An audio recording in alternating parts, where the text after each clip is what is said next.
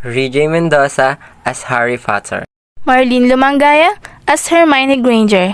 Joel Torado as Ron Weasley. Jordan Pedrezuela as Draco Malfoy. And this is Harry Potter in Public School. What if nangyari ang Harry Potter sa public school? Siyempre, di mawawala dyan ang lovers quarrel at ang mga kaklase mong usyoso. My God, Hermione, ang tagal-tagal na nun. Pero yung matagal na yon, andito pa rin. But it's just one mistake. Kisa, 2, 3, pareho lang yon. Sumausaw ka pa rin sa iba. Pero lasing ako nun. Kaya lasing ka, alam mo pa rin ang ginagawa mo. Kaya nga nagsorry ako nun sa'yo, di ba? Bati na yan! Ang Sorting Hat, inaalam nito ang katangian, pag-ugali, talento ng isang tao. Ang mga taong nasa Gryffindor ay ang mga tao na may likas na kabaitan, mabubuti ang puso, mapagmahal, ngunit may mga salte. Ang mga tao naman na nasa Slytherin ay ang mga tao na may likas na kalakasan ng kanilang pangatawan. Sila ay ang mga tao na may abilidad na sumali sa anumang klase ng larong pampalakasan.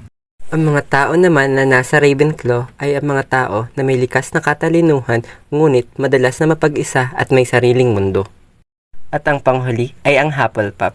Dito nabibilang ang mga pangkaraniwang tao na hindi natin mawari kung may maaambag ba sa lipunan sa darating na panahon.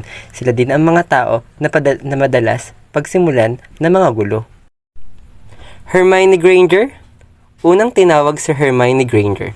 At ito naman ang sinabi ng Sorting Hat sa kanya. Chismosa, mabait, tuyuin nga lang.